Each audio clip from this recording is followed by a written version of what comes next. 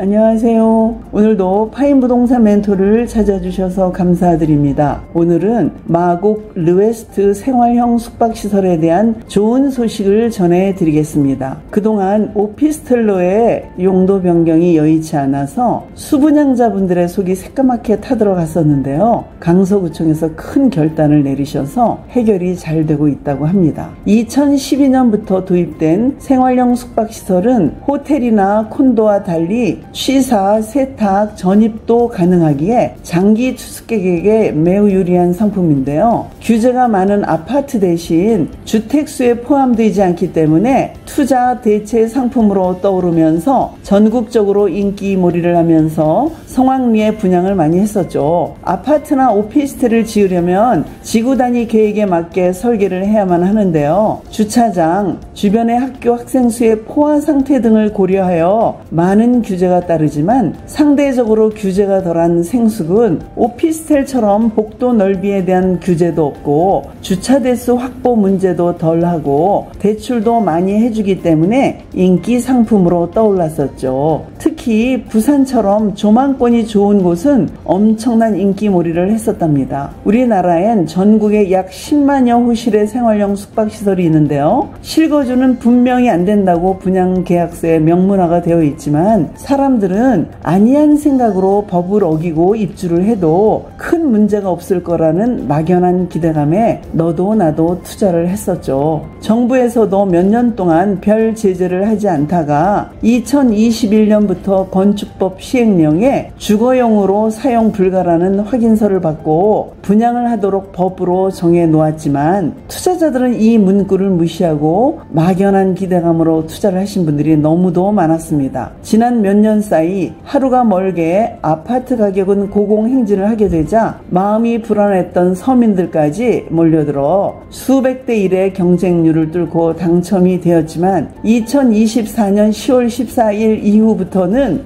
숙박시설 이외의 용도로 사용하다 걸리면 시가 표준액의 10%에 해당하는 벌금을 부과한다는 정부의 강력한 발표가 나자 그동안 별일 없겠지 하던 투자자들에겐 엄청난 압박감으로 다가오기 시작을 했습니다. 법을 어기고 실거주하던 분들도 많았기 때문입니다. 2년 동안 법을 유예하면서까지 기다렸던 정부가 입장을 다시 번복하긴 어려운 형국이 되었습니다. 불법 용도로 사용하다 걸리면 어마어마한 벌금을 꼼짝없이 물어야 하니 정말 겁도 나게 생겼잖아요. 게다가 문제가 심각해지자 금융권에서도 담보 비율을 대폭 낮춰 겨우 담보 대비 약 30-40% 내외만 융자를 해준다고 하니 잔금 납부에 비상이 걸린 분들도 엄청납니다. 분양 당시 숙박시설 외에는 사용이 불가하다고 계약서에 분명히 써 있었어도 괜찮다는 분양 상담사들의 달콤한 속임수에 넘어가 괜찮겠지 하면서 아파트 대체형으로 분양을 받은 분들이 많았기 때문입니다. 주택수에 들어가지 않는다는 큰 장점 때문에 온 가족이 청약을 한 경우도 있었는데요. 실거주 목적으로 구입한 분들이 많다 보니 사태가 더욱 심각해졌습니다. 물론 투기 목적으로 구입한 분들도 계셨죠. 초기엔 억대가 넘는 프리미엄을 받고 분양권을 파신 분들도 계셨는데요. 주변에서는 로또를 맞았다고 그분들을 부러워하기도 했습니다. 그래서 한간에선 투기 목적으로 산 사람들에게 용도 변경을 해주면 안 된다는 의견도 많았었는데요. 그동안 과태료를 유예해줬던 정부가 강력하게 나오니까 전국에서 난리가 났습니다. 다행히 마곡 르웨스트는 오피스텔에 필요한 주차 대수가 충분했고 호텔은 대부분 복도가 좁은 데 비해 마곡 르웨스트는 아파트처럼 잘 지은 게 문제 해결의 키가 된 것 같습니다. 오피스텔은 복도의 폭이 1.8m를 확보해야만 하거든요. 게다가 롯데에서 국가에 현금으로 기부 체납을 약속했기에 용도 변경이 가능했다고 합니다. 다만 수분양자들이 100% 동의해야만 효력이 있다고 하는데 아직 한 세대가 미동의 상태라 걱정들을 하고 계시는데 무리 없이 잘 마무리될 거라고 생각들을 하십니다. 이 문제가 해결이 안 된다면 마곡 마이스 산업단지 대부분을 공사한 롯데는 회사가 휘청거릴 정도의 난관에 빠질 뻔했는데요. 그야말로 지옥의 문까지 다녀온 느낌이실 겁니다.